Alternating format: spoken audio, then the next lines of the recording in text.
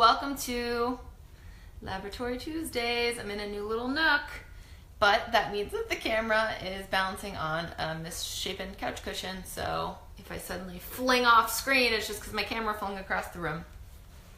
So today, well, hey, this is Laboratory Tuesdays, where we create something new in your life and business. My name is Tory, and I am a holistic nutrition specialist. Stop texting me, Patrick.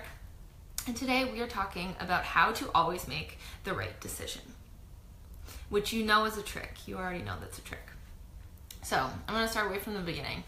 And anybody who's ever watched these before, or anybody who's ever worked with me, you know that I love these little processes and I love giving them little names because it helps me create more respect for them so I can actually treat them like real entities. They're not like just random ideas that I can't remember and I can't implement. So a cycle that I use often is this little cute infinite cycle that goes on forever and ever and ever and ever. And it starts as willingness, and then we go to awareness, and then we move to choice.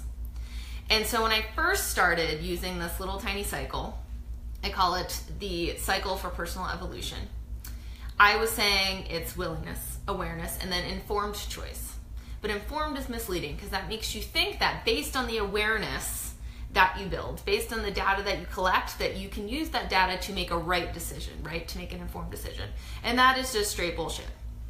So we've changed it to willingness, awareness, empowered choice, which is so much more powerful because an empowered choice is rooted in courage and it's rooted in purpose, and there's some intentionality behind it.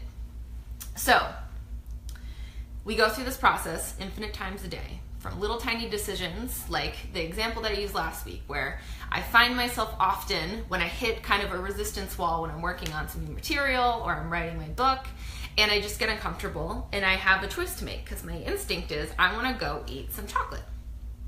And my instinct is rooted in patterns that I've had forever. So I have to be willing to go, okay, let me investigate that a little more. And then I have to find awareness around that choice. And for me, that awareness comes from journaling a lot and digging deep into my patterns and wanting to change them. So for years of journaling, I know that that's a pattern for me. And then I need to make an empowered choice in that. And my empowered choice could be, I'm gonna go eat some chocolate. And if I dive in with both feet and follow through with that, then it's an awesome choice. It's the right decision.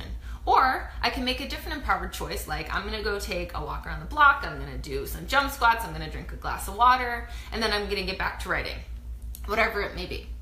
And then we also can use this process for really big decisions, like moving to Indiana. I lived in New York City for a decade and I didn't even know where Indiana was on the map, and that is a true story, a very embarrassing true story.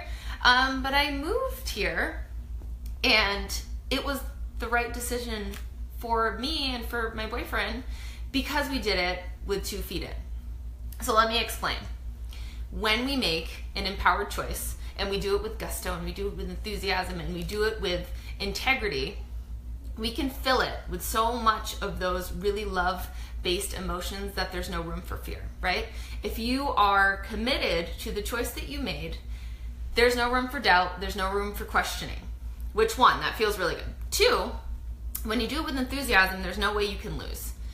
So I'm going to tell you about my trajectory because it sounds really wonky, but I can honestly say I haven't lost in a big decision yet. So I was a super high achiever in high school, and instead of going to the school that I had my eye on, last second I opted out and I chose to go to UNH. Big decision number 1. After 1 year at UNH, I decided to drop out at 19 years old and move to New York City. Big decision number 2. In New York City, I danced professionally, I acted, I did TV and film, I did stand-up comedy, and then I decided that I wanted to transition into the nonprofit sector.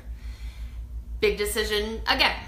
From the nonprofit, I decided I want to go back to school. Big decision again. From there, I opened a practice in New York City, ran it for 2 years, and then decided I wanted to move to Indiana. Another big decision. And I would like to make a distinction that in the moment, the big decision, it's not like you are hit by this divine lightning of validation and you go, this is it, I'm brilliant.